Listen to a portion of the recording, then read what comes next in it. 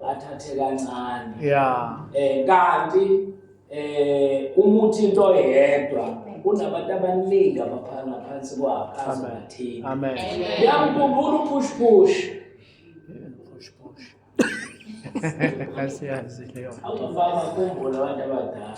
Yeah. Push lokho kwakuthiwa phela uma ngabe ufike ngijoyinisa ubaba uMzobe. Ubaba uMzobe bese joyinisa uMkakha, joyinisa iNkazana, joyinisa obani bani. Bese kuba yini first level yakhe le.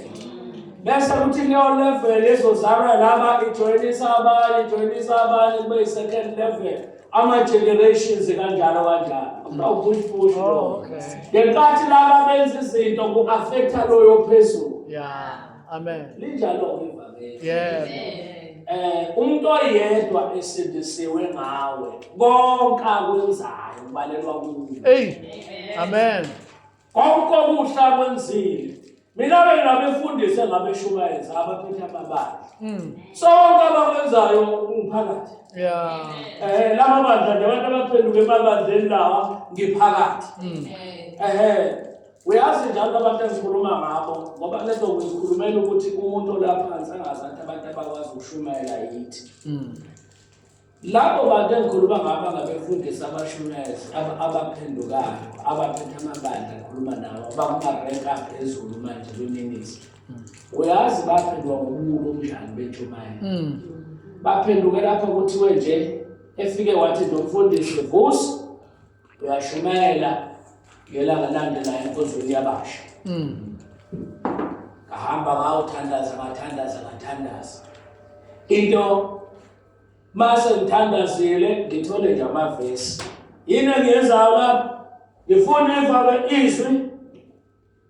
Ngiphinde ngibheke nathi elifana neli. Ngifunde ukulandela i-concordance. Ngilandela i-concordance, ndiyazi i-concordance. Lokho kubhalwe lapha phansi eBhayibhelini, ngilandela ivesi elihambisana nalo. Ngahamba nje ngisho lawo mavesi, ngase ngaqeda bese kuphelile wona ngayifaka ngabe ngihlala phansi ngase ngithi kunabafowethu lapha kade lokukhuluma nabo lonke leli viki lokho banceda bezesonto likababona namba. Ngisacela beze phambili. Yini lesho njalo ingqondo kaVusumuzi. Kade ngikhiphe emlonyeni ngeze altar khona. Bavela abantu basukuma abantu baphenduka ngaqala bakwenzakalile. Ngangazi ukuthi kwenza kwayisiphithiphithi kwayisibithiphithi ngobula bentshumayelo. Kwaphenduka lamadoda engikhuluma ngawo engithi kuma-rank aphezulu. Ngithi njalo mangibuka ngithi Nkosi mina-ke angikho kuleya rank ekufaka ngabe ngikuyona kodwa nanka amadoda engazala. Amen. Ngikusholo lokho nje ukuthi ungayiyeyi.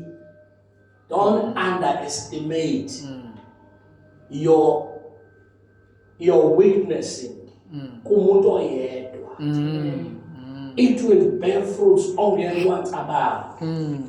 uPhilip wasuswa umoya ongcwele ukuyokhuluma neUnaki ihamba yodwa. Yebo. And historically siyezwa kuthiwa ivangeli la eAfrika lafika ngayo iUnaki. Noma lo yamthenwa owayesenqoleni. Yebo. And lo umuntu kwakuyiminister of finance.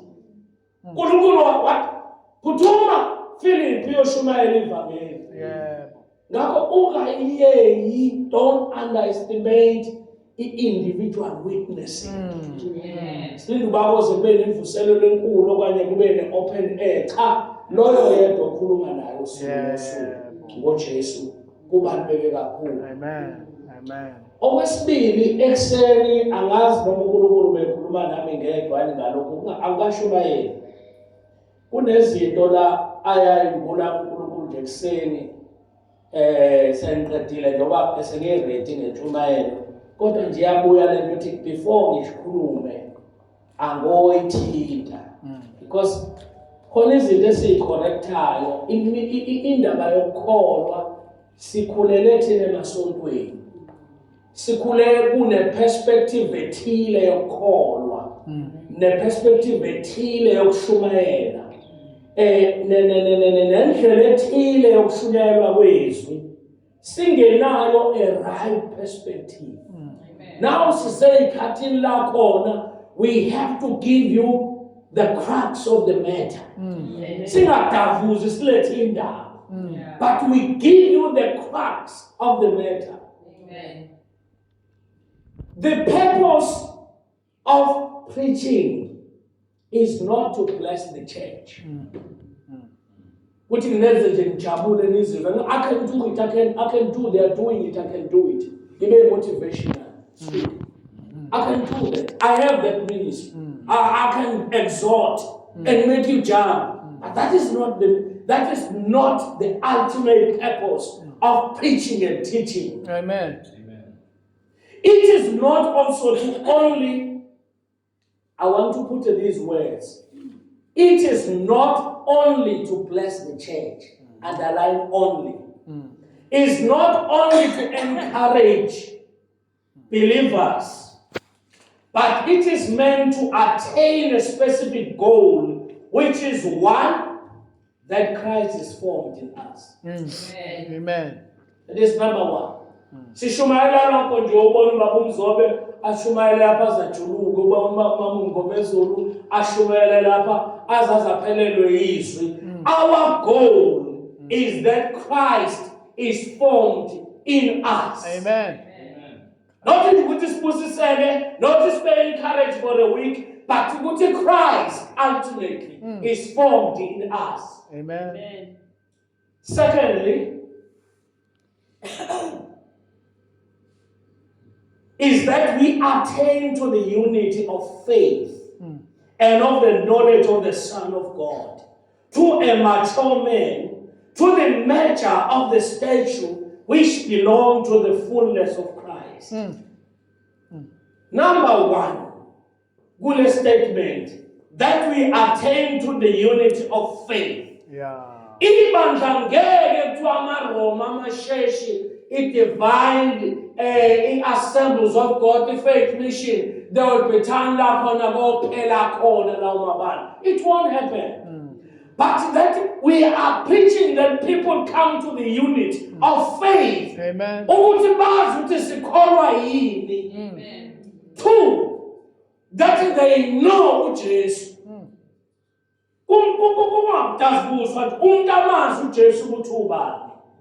The knowledge of the Son of God. The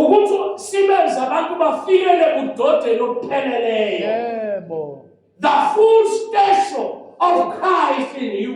Amen. To present every believer perfect in Christ. Ilezo zinto ezintathu esishumayelelayo. Nokuhlangana kwethu la sihlanganela lokho. Ukuze sithi mase sishumayelile. Ungabe usasikhathaza ebusuku uma ubhekana nento uthi wozani ngicela ningikhulekile, ninokukhulekela. Ngiyabona ukukhuleliswa. Cela ngizokhuluma phuthuma baba uMzobe phela umgqokisa amabhuluku ebusuku alahle phansi ama-pajamas uthi akagijime ama-tracksuit azothandaza. Cha. Sizokuphela lokho. Yeah. Kodwa uma beqhamuka izinto ume kanje. Hey. Uthi Christ now is standing. Yeah. You face the issues of life. Amen. Uhlangane nabantu bengenathemba. Uthi uNkulunkulu usefikile manje wasefike mina. Amen. Bazana izinto ngisho. Yeah. We talking about the reality of faith. Yeah. Lapho you know yourself. Yeah. Ukuthi I am the Son of God. Amen. Not ukuthi mhlasimbe uyikholwa nje kwa ayeza makho. God is here. Amen. Because sifikile indodana loNkulunkulu. Amen. Uyabona uma kufika namhlanje indodana angizokhuluma ngomuntu angithi uqala besikade silo uKing Zwelithini. Yeah. Kade izulu. Manje sinomisa izulu. Uyabuzomyeka kumisa izulu ngoba uzoyibeka ingane kaMisa izulu ngoba cishe sencane. Ake ngikhulume nje ukuthi bakuthiwa wayesekhona umdlokombane. Uma efika la umisa izulu sonke siyasuma ngoba abangeni singabathiwa akame lapha ngaphandle sekuthiwa liyangena-ke izinyane lalo lesimo. Yes. Suma sonke sima ngenyawo. Yes. Ufike manje. Yeah. Ngelinye ilanga we were in a meeting yamadoda ayebizwe nje i-department. Kwasekuthiwa sithe sisahleli nje kwathiwa sisukume ngoba ngaphandle sekukhona izinyane lesilo. Ulokhuzana uPrince sengiyalikhohlwa igama lakhe lo ambassador ye-TB. Sama ngenyawo. Ngoba ngeke ngavela ngene nje kungaziwa ukuthi usekhona. So mase fikile uPrince kuyezwakala sekufike manje into zasekuphi zakwaZulu. Yeah. Kufike in the whole kingdom yakwaZulu. Ngoba kufike the Prince. That is exactly uNkulunkulu ezinto uzenze zayimvelo so that we can understand them in the spirit. Amen. Ingakho ngithe before I preach, so that when I speak about these things, you take them in this perspective. Ukuthi we are not just entertaining. We are not just trying to unathi sibona kahle siyakwazi ukushumayela. Otherwise ayikho into ekhostana njengokushumayela. Bawutshela abantu abashumayela ukuthi the whole week usukuthandaza, the whole week ulalela uNkulunkulu, the whole week ubambuyeka uthandaza Nkosi angifuni ukushumayela into ongesiyona. Amen. It's not something we take it lightly, but we want Christ to be formed in you. Amen. We want you to attain that faith. I am in the faith of Christianity. I'm not talking about usort. I'm talking about umuhamba la uhamba khona. Uhamba ubambe lezi concept engizozisho la. Lezi zinto engizozisho ngifuna ukuthi ungayithathi nje lightly as one of the sermons. We are not doing that. We want you to get the thing as is. Hallelujah. Amen. Asiphuthume ezweni laNkulunkulu. Uthawu mama umbaza ngasithanda isikhathi eside. Bengithi namhlanje njengoba yamfishane kakhulu angazi ke. Yeah. KwabaseKolose 1 verse 13. The title of this sermon is the reality of the kingdom of Christ. Yeah. The reality of the kingdom of Christ. Amen. The reality of the kingdom of Christ. Colossians 1 verse 13.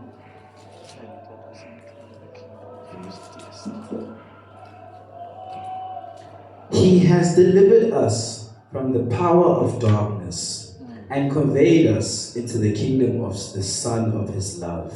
Can you repeat it?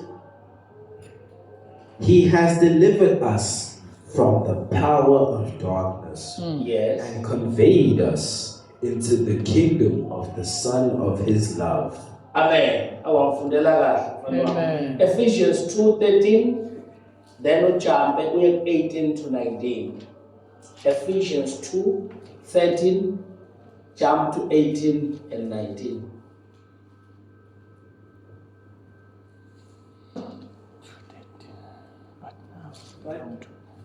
But now, in Christ Jesus, you who once were far off have been brought near by the blood of Christ.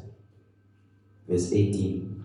For through him we both have access by one Spirit to the Father. Now, therefore, you are no longer strangers and foreigners, but fellow citizens with the saints and members of the household of God. And don't repeat the last one, 19, but now. But now, therefore, you are no longer strangers and foreigners, but fellow citizens with the saints and members of the household of God. Amen. Amen. Ubabe bathi kuqala bengizothi we were foreigners in relation to God the Creator. We were strangers to be born again. We were born by grace, by faith. We are the blessed of the Lord. We are the sons of God.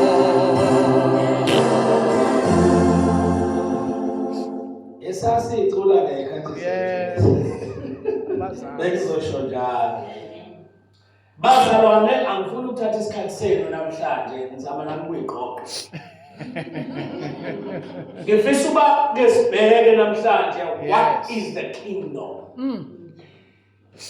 We heard the scripture uthi Paul he had rescued us from the authority or from the power, not from the kingdom, from the authority or from the power of darkness, and translated us. And translated us. He actually took us into the kingdom of his beloved Son. Amen. Of his beloved Son. Amen. He rescued us. Hey. He delivered. He delivered us. He saved us from the authority of darkness and moved us to what? The kingdom. Amen. Not authority, not the power, but the kingdom of his Son. Amen. That he loved. Hallelujah. Amen. That is what Paul is saying. And he's talking to people who did not believe that Jesus is God. These people, they said Jesus is among the angels. He's among the celestial creatures. That is why Paul is said to this church of Colossae, listen, Jesus is the creator. Jesus is the one who created everything, including the celestial beings. And then he did not stop there. And he said, he has delivered us from the authority. I like that one. From the authority, from the power of darkness. Amen. Do you know where this darkness and light is coming from? The kingdom of Christ, the kingdom of light. Do you know where this is coming from? From Genesis. You know the Bible is the language of the Bible is building up. Whenever you hear something, you must check where it started from, because the introduction of that concept or that word was once introduced somewhere, and then it will be this thread will be going throughout the word of God, coming from the first where when it was introduced. Baby, the Bible is the law of the first mention.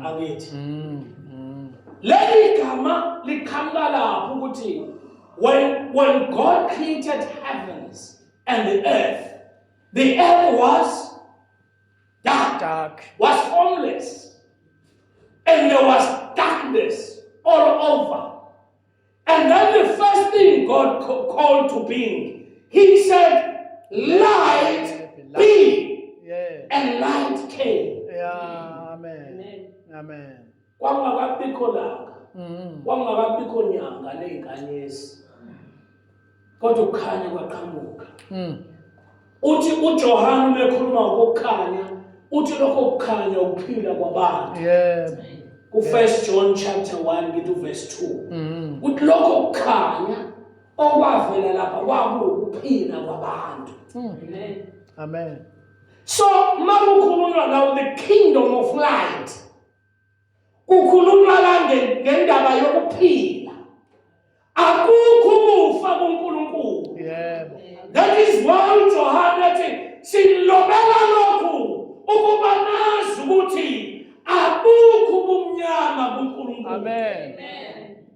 Akukho ukufa kuNkulunkulu. Amen. Ubusufunde eBhayibhelini kuthiwa kwakho umoya obonile nomnyama nomubi kuNkulunkulu owazi ukuthi lo ayibhala lapho-ke kwasekhuluma ignorance. Thina sesiyalazi iqiniso. That is why I said we are giving you the crux of the matter.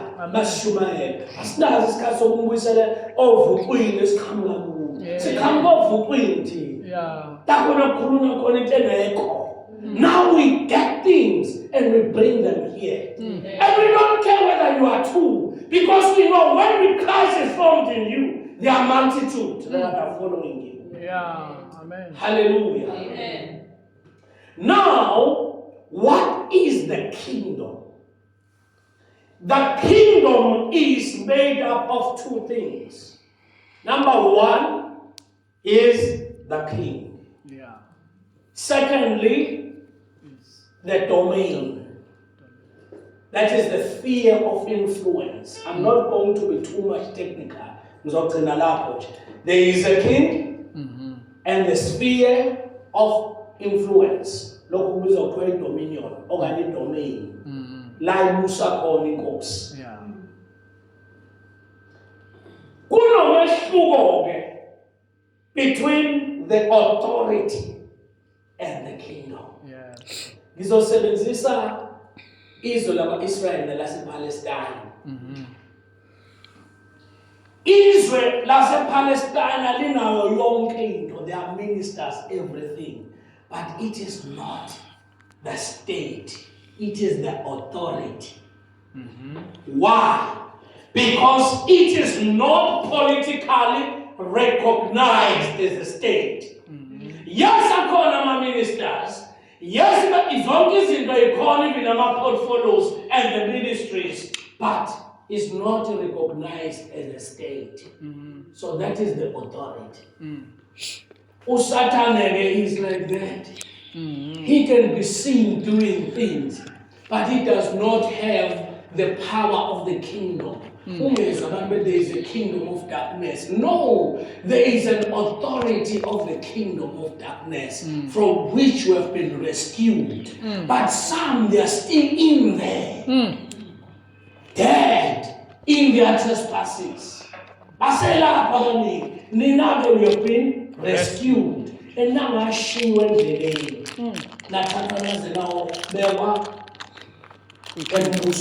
the kingdom.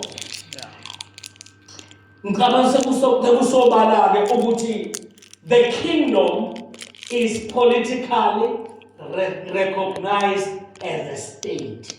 That is there is a king, there is everything, the sphere of influence. So it is the kingdom.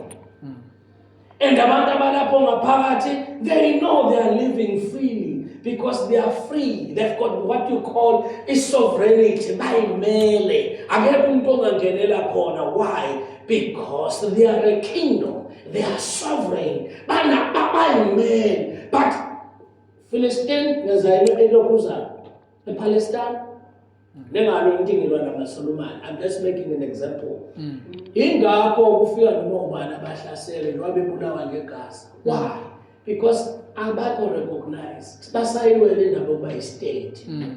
Let's take a very small country. That's what the Parat. Parat is in South Africa. Nisho Master just asafunda amanzi, asafunda ogesi, asafunda yabeze lutho meselo soto. Ngoba bazumelezwe iSouth Africa. In fact ukufaka bavele bavuma baba iprovince. Kodwa bathi no mabecela ukuthi hayi bane province omamsindiyana bashaya phansi. I've never. I'm joking. So, but they are sovereign. Banama powers in the United Nations. They exist. Yeah.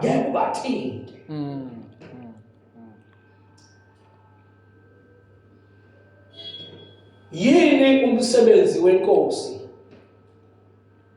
In the kingdom, the king is responsible for the welfare of his subjects in totality. That is the responsibility of the king. The welfare of his subjects. The protection and the peace and the safety of his subjects. The well-being of his subjects. But you know, the good news with us in this kingdom, we are not subjects, but we are sons. So our kingdom every member, every citizen is a son of God. Amen. So in this kingdom is a family, is a household of God. Every member is a son of the king. So we are the princes in this kingdom, Yeah. to which we have been what? Translated. We are the sons, Amen. not the subjects, Hey. not the servants, not the slaves, but we are the sons. Amen. According to Galatians 4. Yeah, boy. When the fullness of time has Hey, has come, Christ came to redeem those that were oppressed under law, so that the fullness of what? So that the Spirit of the Son can be poured to us, the Son. The same Spirit is the one that cries and says, Abba, Father. So when we address God, we address Him as the Father, not as God, not as the King. That is the kingdom, the type of the kingdom we are in.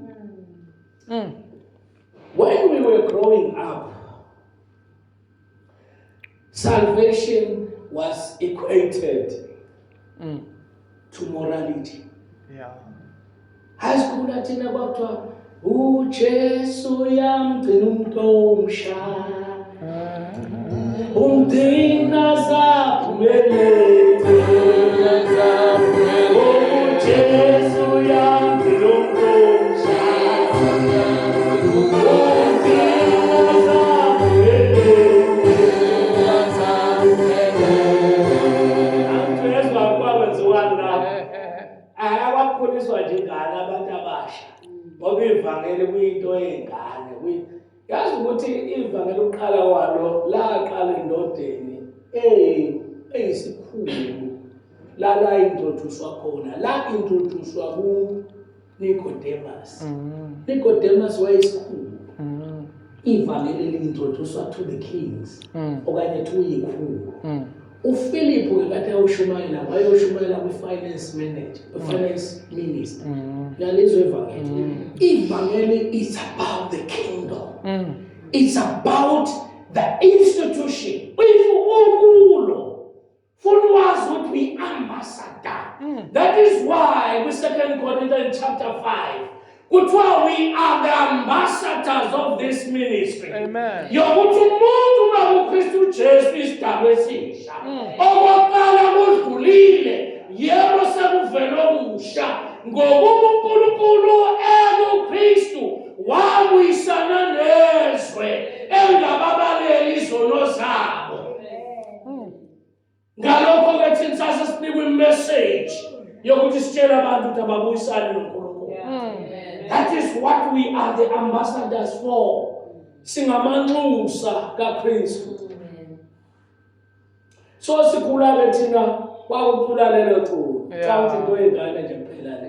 Kanti lento ithatha ingane iyezofika kulida izofika koBaba Ramaphosa. Sifase ishumela ivale lifike lapho. Manje sinabantu abathunyiwe lapho oBaba Mohoba.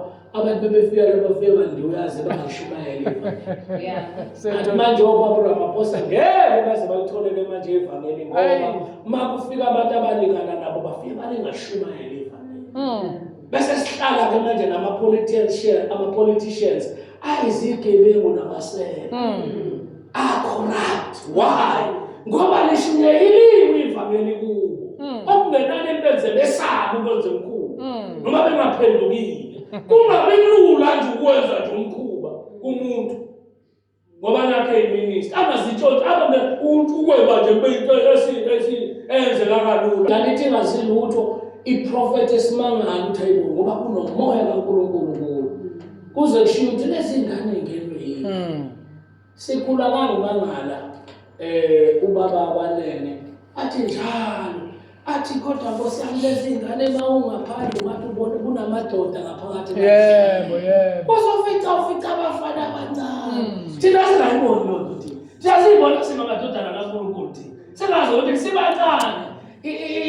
nje ngaso sikhathi ngabe na 17 years. Singazi ukuthi ngidume ePC. Omdala lithi wayeno 19 years. So nje singaboni thina ukuthi sizingane. Sesabona manje bese badala. Sasebancane. Kodwa kuthi kwakungena omkhulu. Ohleli ngakithi uyena owenza izinto. Yeah. Amen. Amen. Kuthiwe baphi omama abazohamba bazohamba abazohamba baqonde phambi omama baphi obaba bapho ngoba kunale mentality ukuthi ivangeli is a morality institution. Ivangeli is not a morality institution. Much as immoral high standards of morality I buy product. Kumuntu ngobe sezazi ukuthi uyindodana kaNkulunkulu. Bese ikhamba this standard sikhamba lapha. Salvation is not about morality like we are made to understand when we got saved. It is about getting born into the kingdom. It is about making Christ your Savior, your deliverer, your redeemer from the authority of darkness and death and eternal condemnation. It is about making Christ to be the one who delivers you. Yeah. Because you can't deliver yourself. When we were sinners, we were still stuck there in death. Now, Christ, when we accept Christ, we are making him our Savior. Can I explain the word Savior? Because Balona didn't a light understanding it. The word Savior in Greek is sota. Because his salvation is soteria. The sota is the same like an emperor. The king, when you deliver something, it becomes yours. You look after it. Because you are an emperor, all the needs of those people you have delivered, they become your responsibility as a sorter. Amen. Or as an emperor. Yeah. Amen. Understand the magic of Savior. Jesus to become your personal Lord and Savior. The word Lord, Adonai, is talking the same, is having the same understanding as the king, the president, whoever is this head of state. It is in that level where the word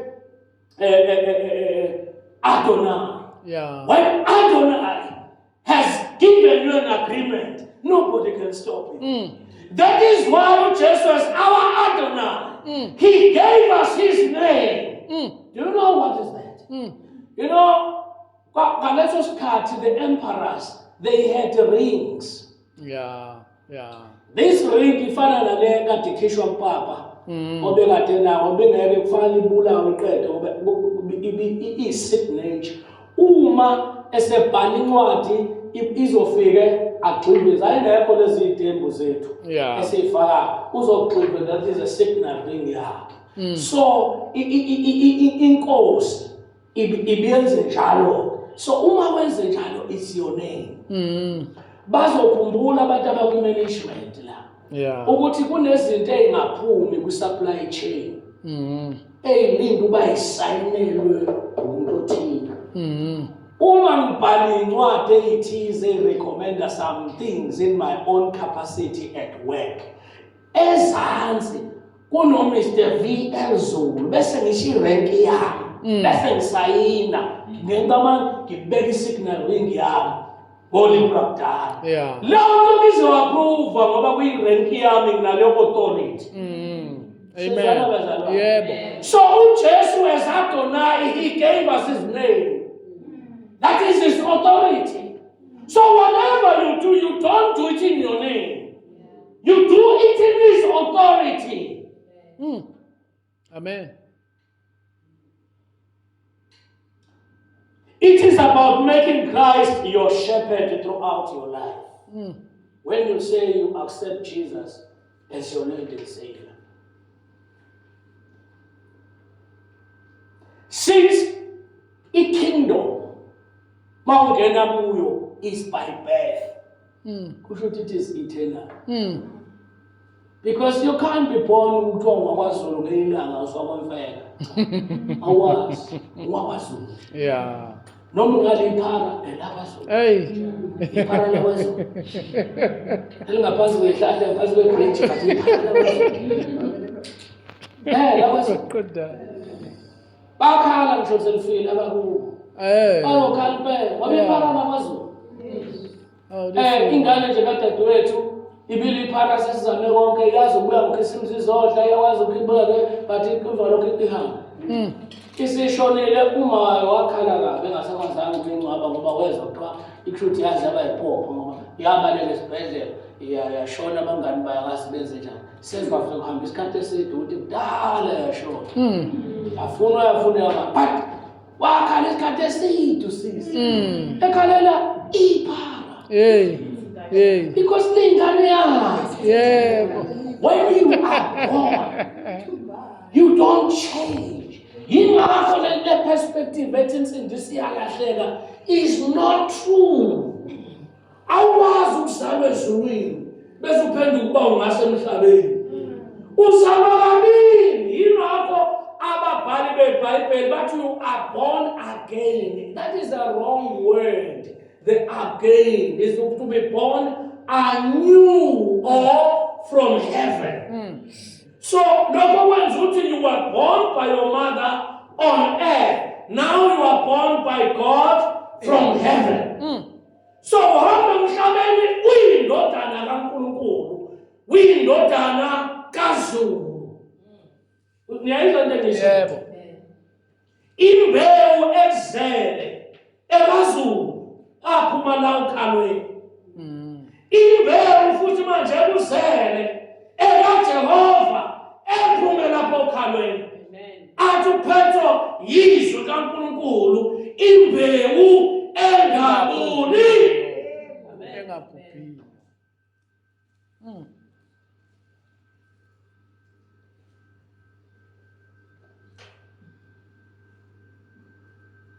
Sengishilo ukuthi assume the full responsibility for our welfare as our King. When we make Christ our Lord and Savior. And the good part of it is that in this kingdom, there are no citizens or subjects but sons.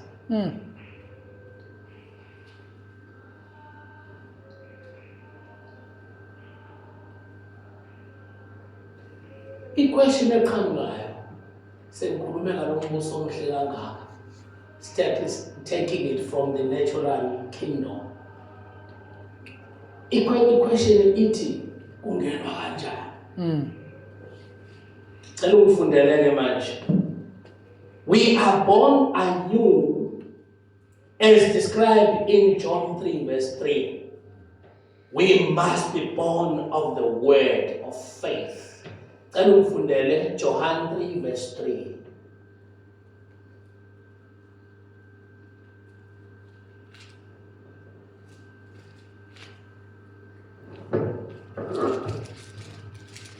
Jesus answered and said to him, most assuredly, I say to you, unless one is born again, he cannot see the kingdom of God.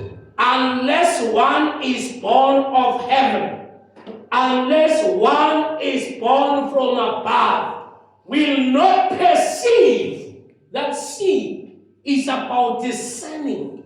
It's about perceiving. Ngeke ubone nje uphambi kwakho because uJesu wayephambi kwakhe. The kingdom of God ephambi kwakhe akayiboni Nicodemus.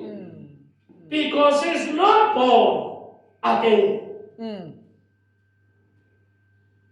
Peter, 1 Peter 1:22-23.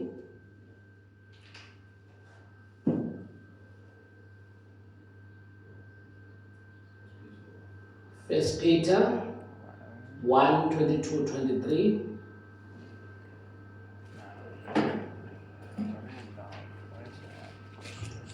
Since you have purified your souls and obeyed the truth through the Spirit in sincere love of the brethren, love one another fervently with a pure heart, having been born again, not of corruptible seed, but incorruptible, through the word of God, which lives and abides forever. Angithi uyezwa sizalwa ngani ngaleli sisikhuluma ngalo ngokulalela ulikholwe uzalwa kabusha. Amen. Amen. Ngokulalela ulikholwe uzalwa kabusha ngezwi. One should accept Jesus Christ as Lord and Savior.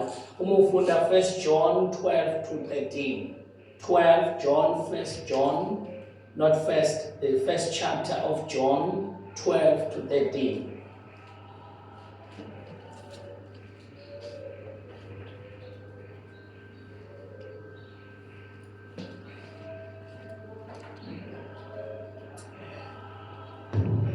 But as many as received him, to them he gave the right to become children of God, to those who believe in his name, who were born not of blood, nor of the will of the flesh, nor of the will of man, but of God.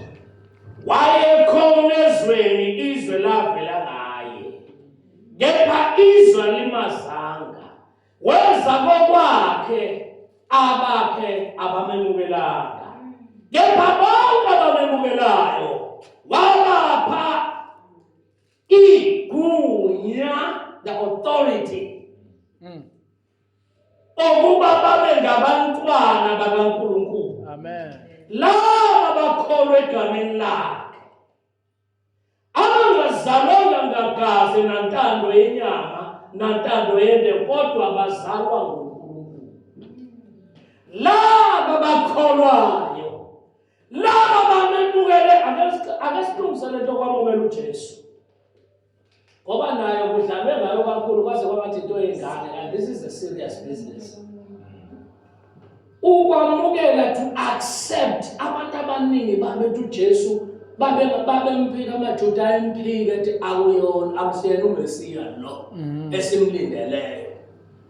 Asiyazi lento ezalwe ngowesifazane nawo nezindiyandini. Yayisiqanjwa manga kuthiwa kwafika umoya kaNkulunkulu wangasebelela uMariya, wayesekhulelwa, wayesezala intombi. Xa kwasezala njalo into kaNkulunkulu okuthiwa uJesu. AmaJuda athi ungazosibhedela thina la, azenzele lo. Futhi okunye-ke okumangalisayo, le nto yenzeke eNazaretha. Nazaretha indawo yaziwa vele ibolile njengephoyinti. Uma utshela wena ukuthi intombazane iqhamuka lapho, iyasuka intombazane, ithi yona kukhuluma ingilosi, yathi ke kuzokwenza umoya kaNkulunkulu phezu kwayo, iyatholakala isikhulelwe. Wathi udla phansi uJoseph uthi bese ngithembisene ngale ntombazane isikhulelwe manje, vele belade ngiganga nje ukuthi ngathatha intombazane yaseNazaretha bengivele ngenza imikhuba nje. Wathi udla phansi naye kwafika ingilosi kuyo, yakhuluma futhi naye ingilosi uyanaka ifika kabili, ifika ngephupho. Ungcono noMariya yena yakhuluma wayibona lo ifika ngephupho. Isithini-ke, ungesabi ukuthatha bani uMariya umkakho, ngokuba lokhu akhulelweyo kuyini, uyindodana kaNkulunkulu akithi. Phela yona kanti ingane yakho ubaleke eGibhithe. Abantu akusenzeki nasemvuselelweni noma lento yenzekele esinagogeni namakhonzo.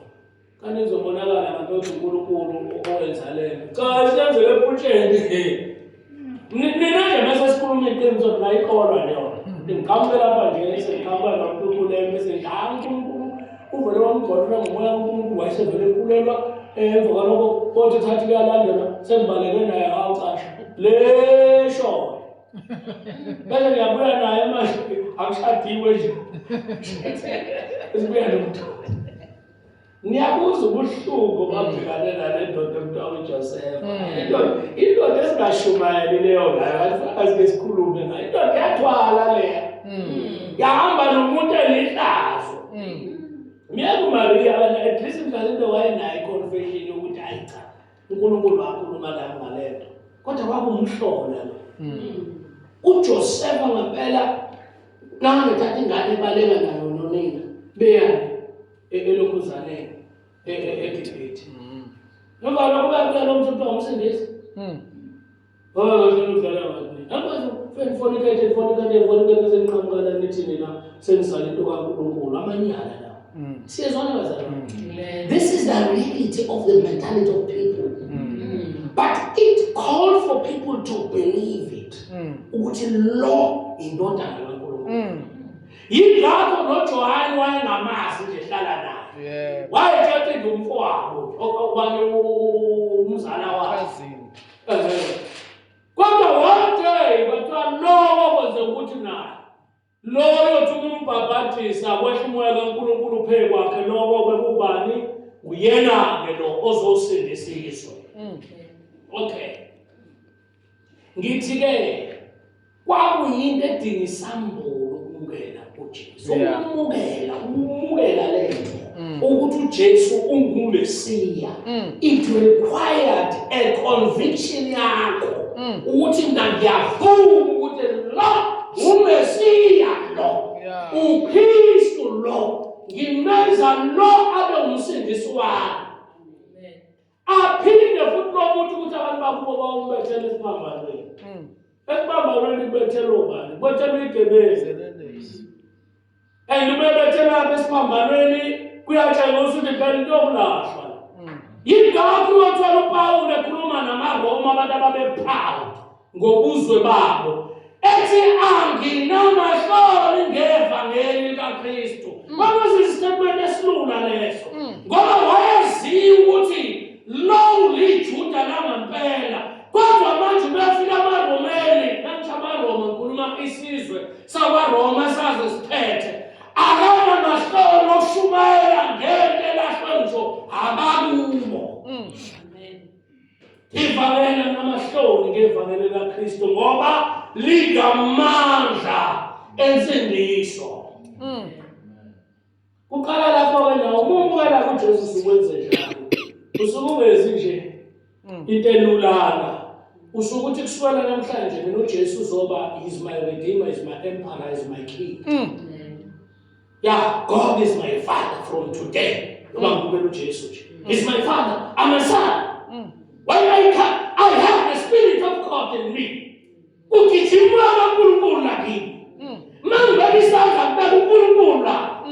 Son is laying hand on the sick.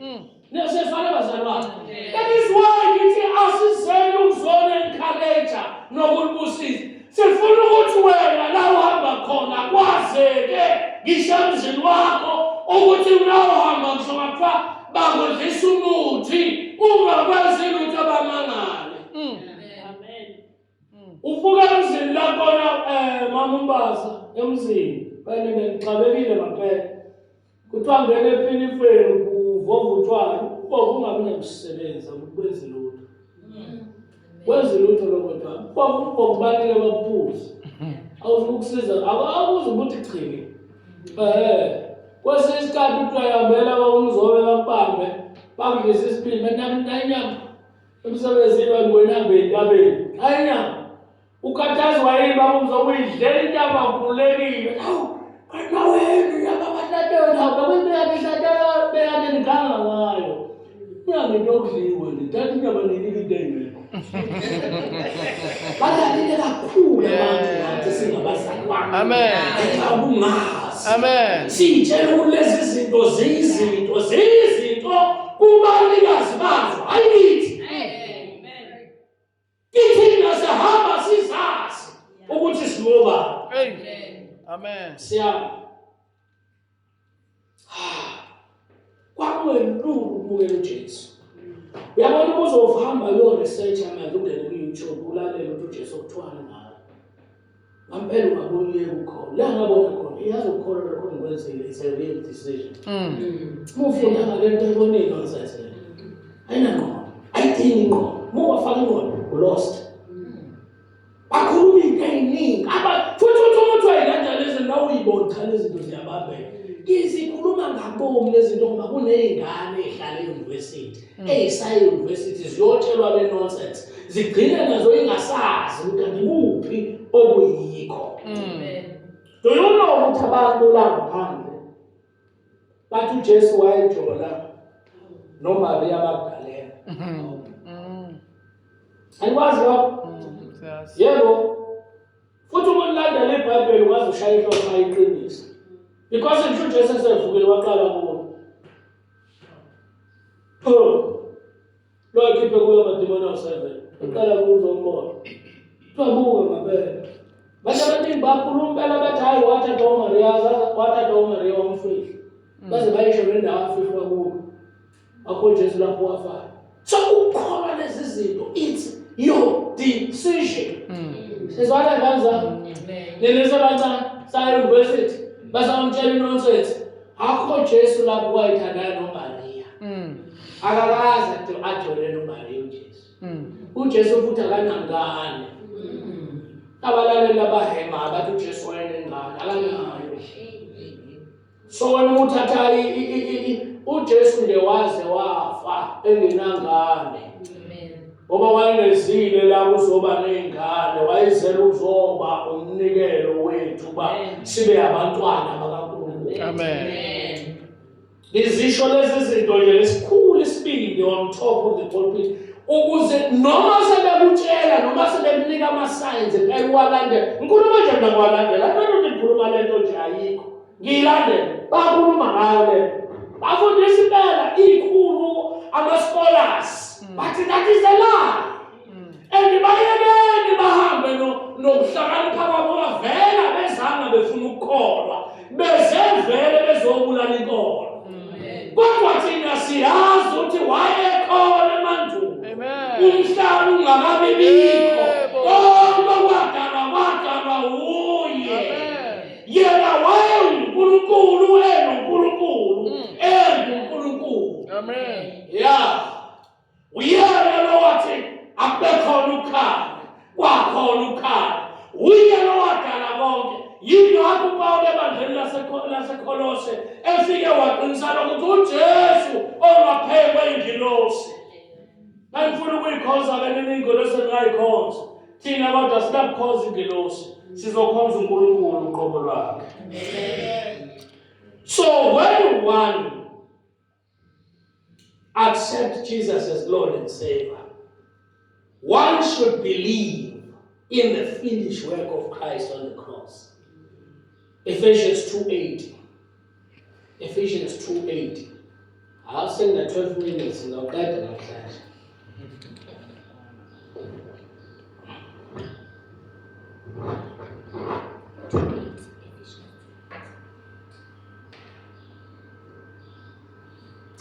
For by grace you have been saved through faith, and that not of yourselves, it is the gift of God. Not morality. Siyazwana bazalwane. Phela umuntu ubeyinikela kuJesu kuthiwa ukwesaba ukuyinikela ukuthi wena ngizophila kanjani lento. Ngoba kuyena ucaba ukuthi kuzophilwa lento. Awuzali uzophila lento la. You are entering into the kingdom. You are being born into the family of God. Angakwazi ukwenza ukuthi Nkosi, you translated me. Let this translation be manifest in my life. Hayi ukuthi uzophila kanjani lento. Uma uJesu uzoyenza kanjani? Shuthi phela wena sizokubona phela uphila kanjani. Awusazokwazi ukuthi nokuthi hayi lokho ama-byproduct lokho uzokwahluka ngendlela. Amakhizane la azohlala ngendlela. Uma sifuna ukuvuthulula ama-option esingawafuni sivele siwise umuthi. Kubone konke okuphezulu. Injalo ke lento ukumukela uJesu. Therefore, one should decide to believe the redemptive work of Christ on the cross and pronounce his faith or her faith publicly as a testimony of accepting the lordship of Christ over his life.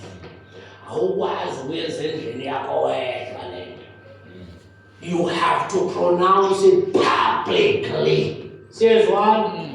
Ngoba noma usubuyele emuva kwakho uthi wafana uze phambili uzo-announce publicly.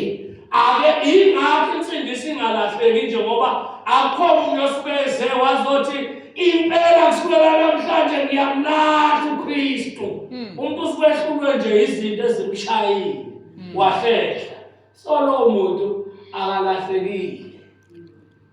Angithi le ncwadi ebhalwe lapha kumaHebheru ethi bawenze njalo sebefikile banambitha ubumnandi benkosi washa kwacima emvalo kuma sebehlehla. Cha kwakhulunywa namaJuda lapha ayeseconvinced otherwise ukuthi le ndaba kaJesu ayikho. So uPaul ke okanye that writer wabhala le ncwadi yamaHebheru utshela bona anikwazi ukuthi nithi senazi izinto ezingaka senibuyela kwiJudaism. Lokho ukuthi babuyele esonweni. Umuntu uthatha bomnikelo. Waphela uJesu wona kodwa umnikelo. Uthatha bomuntu. So ningaphazanyiswa nje le novela yamaHebheru kanti Hebrews 2:26 something like that, I'm not too sure. Yini ama benefits of citizens or sons? Christ as the soldier takes full responsibility of one's welfare. That is number one. I've explained that.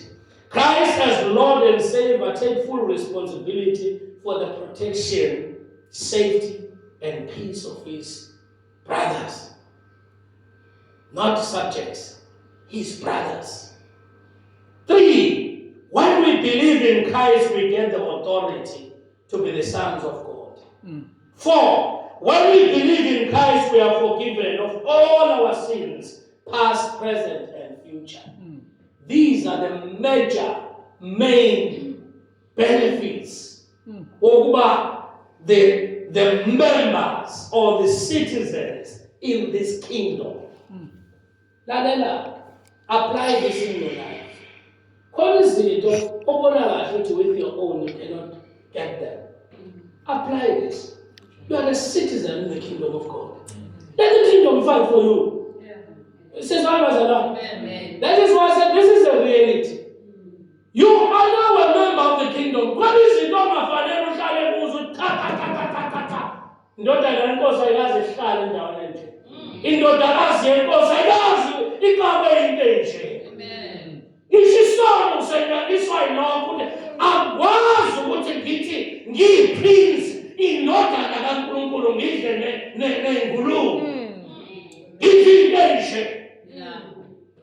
Uyamizwa?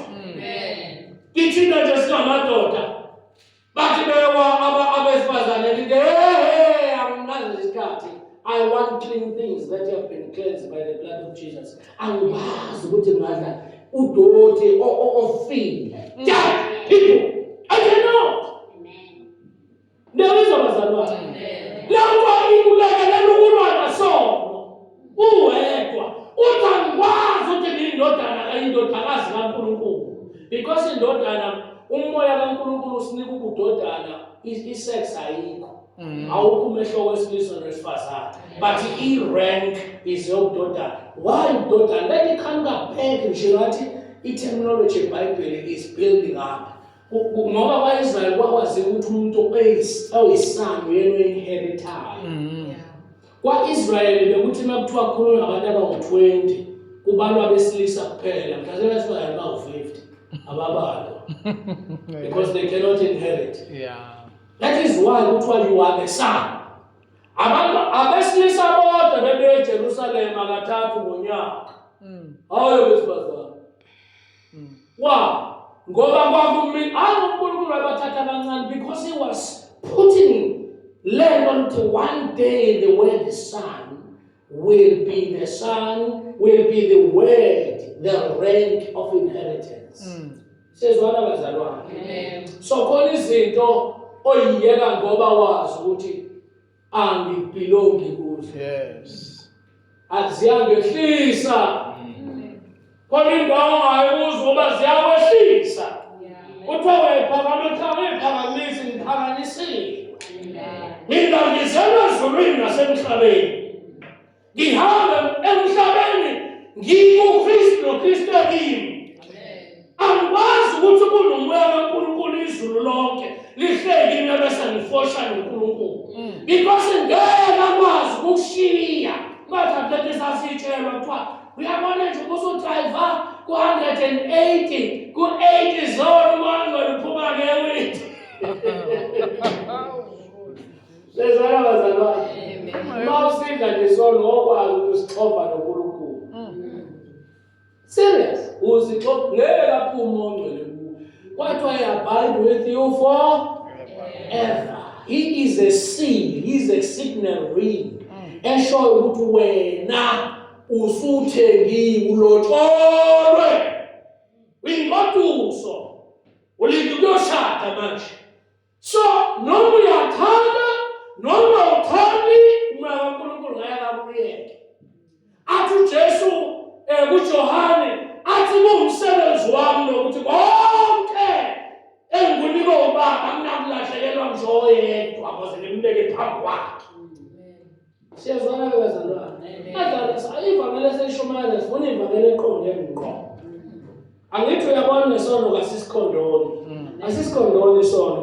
Awukwazi ukuthi ngathi indodana kaNkulunkulu indodakazi kaNkulunkulu ngolimi lwamanje. Wena bese uhamba uyofosha. Ufoshe noNkulunkulu ungenithi. In summary, Psalm 103, 1-6. Ama-benefits la uDavide usamarizele kamnandi lapha. Psalm 103. Engithina abantu siyakholwa. Uyakhala Nkosi ngisize ngakholwa. Yilezi zinto. Number 1, verse 3. Psalm 103. verse 3. Who forgives all your iniquities? Who heals all your diseases? Verse 3. God pardons all our iniquities. In Christ we have redemption, namely the forgiveness of our sins. According to Colossians 2:8. Usho njalo uthi sithethelelwe izono zethu zonke. Cabanga kusho uDavide ngakafikile. He who forgive me, he forgave me all my sins. So mphefumulo wami ungakhohlwa ukuthi lo uNkulunkulu omkhonzayo engimkhonzayo ungithethelele zonke izono zami. Ungisindise kuzo zonke izifo zami. So uma ugula shaphansi ngonyawo hayi ngisindiswe kuzo ngiphulukiswe kuzo zonke izifo zami. According to 1 Peter 2:24. 1 Peter 2:24.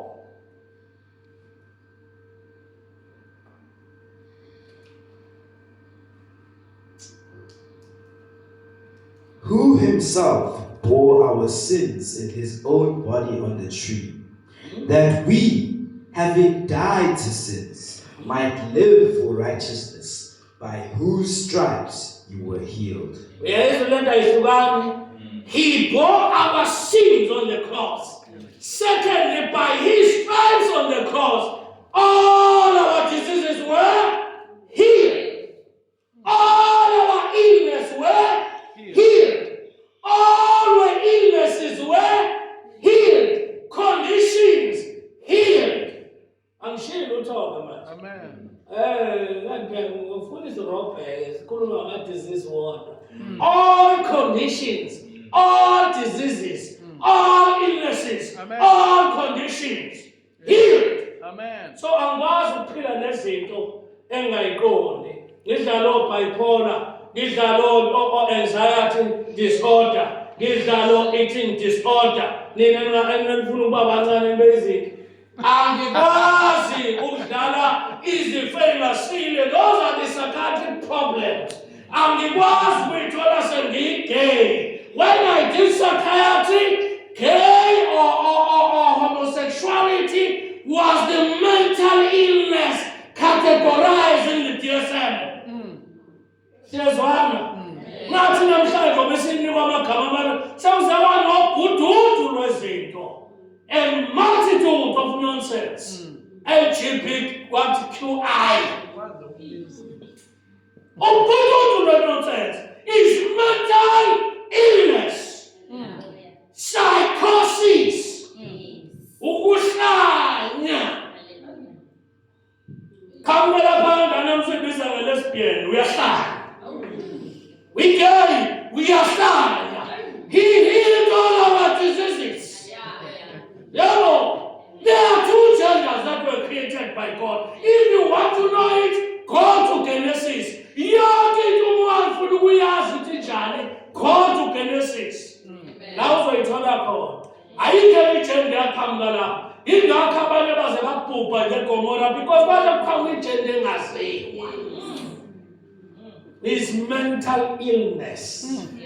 Mental illness is very broad. In Jeromunya, the person psychosis. Number classes are 5, clusters are 5.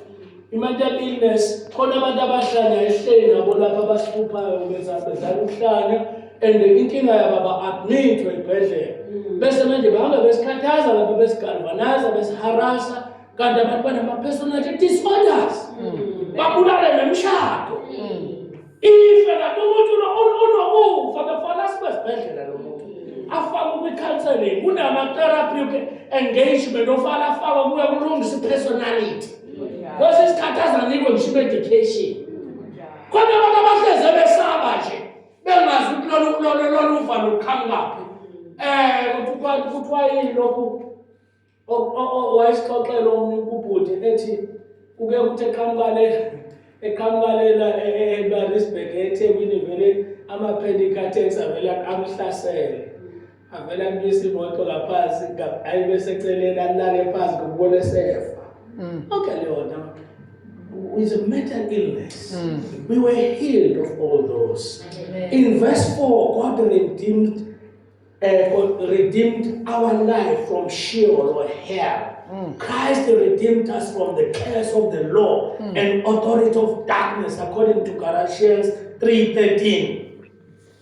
He crowns us with loving kindness and compassion, which means He blesses us and surrounds us with favor as a shield, according to Psalm 5:12 and 49:15. In verse, God satisfies us with good things so that we remain fresh, healthy, and strong, according to Psalm 34:10. And also in verse 12, God has removed our sins from us like east is from west. Our benefits of call now. Uthi kuDavide ko moya wami uzungakhohlwa. Ilama benefits. Ngiwachaphanile ngambala kodwa ngithanda lawa aqala kubani ku-verse 1 to 6. And khona lesivamisa ukuyithatha kancane lebhala athi He satisfies us with good things. Khona into ezishotelayo ezethu oyidingayo. You are the son of the king. You are in the kingdom. Then into oyidingayo. Go ahead and ask for them. Knock, it shall be opened. Ask, it shall be given. Yabona ebukhosini ke ngibuye ngibona eNigeria ngizobathanda kamile ke ngwabukela amangoma khona. Ngoba nenqwaba izinto zasebukhosini. Ufunda kahle into zasebukhosini. Uyabona ebukhosini awuchili. Uyasuggesta Uyadeclare. Siphuze sithile gijima wonke umuntu asilethe. Laba aba-assigned ukuserve. Nathi babuzwa uNkulunkulu lapha ngengelosi esithatha izwi zilenze. Kunengelosi assigned for you to serve you. Buzo wena ukhathazeka lapho mawuthiwa uqhekele izinto ngesaba. The angels that are assigned for your house. Amen. Ucabanga ukuthi uzofika baba ungavika ngeke ngabona nalahlala khona kwakuvika kufakwa yonke into bangena abafana bashaya wonke bavalele etoilet bathatha abafunayo basuke bayihambele and bathatha less than 10 minutes basosehambile sho lesibhamu ngeke usebenzise bangena bafana. Nawe thina sicabanga ukuthi ivangeli lisivikela kumoya. Lalela. The security of your house. Ijalo uzaba ngemuntu la. Angemuntu. Hlobo ngemuntu la kwami la. Yalina uhambe luyisumeze nje. Uthi nje ngisatshala lo afafaze igazethe salifafaza. Wona nje uhamba. Hamba indodana kaNkulunkulu uzumeze nje. Okomthakathe eqinisa umzi wakho. Uzumeze nohambe nje. Yabona uhamba usho lokho isikhathi uhamba ukhuluma ilimi. Antu nalolimo lasezulwini waphiwayo. Uhambe nje ushayo rabasakanda rabake. Rebe sendoro kushika oyambela. Uhambe nje uhambe udabuze kukwami. Akungene isigebengu la. Amen. Motha ngitshele ukuthi manje yami ubatetele imoto ushaya. Engitshele ezinye. uJesu wakhuluma nesihlahla sezwe. Na umzi wakho utshele ntambeni umuntu ukungenisa abantu ke kusho ukuthi uyambhedela. Shaya kwazalo ndela. Amen. Omangala abantu. Ngihlale mina ngiyibukele nje. Tobayala baba manje zokhala. Ufica manje siyilalele thina fica abantu bexakile necala bakhona ndabekho. Ubone ingelosi nje ixakile ibaba. Athi uyabuya nangakusasa fica seyinkinga athi hayi lo muzi wona wodwa uzokuba kuneminister la. Kune prince ehlala. Amen. Amen. Let us believe, let's say. Amen. They are real. We are in the kingdom. Unkulunkulu is his responsibility to ensure your safety. When you exercise it, to tell you we are called Malendo. Hey, Sanatu Kulukulu, Anganibusisa, let me to Sushele, the first of all, humble let your mind. We shall like we move as it was.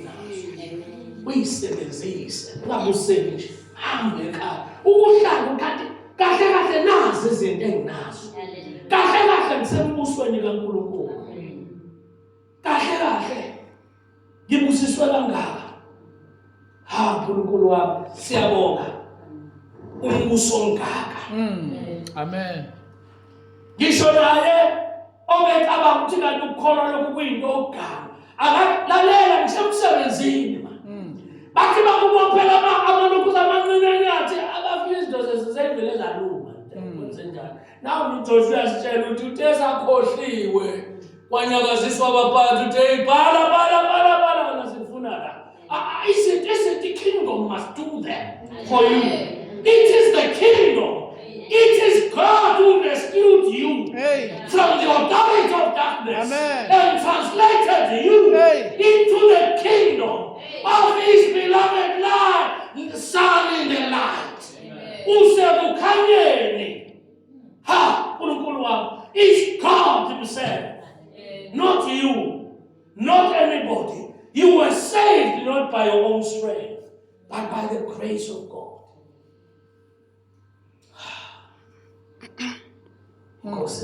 Amen.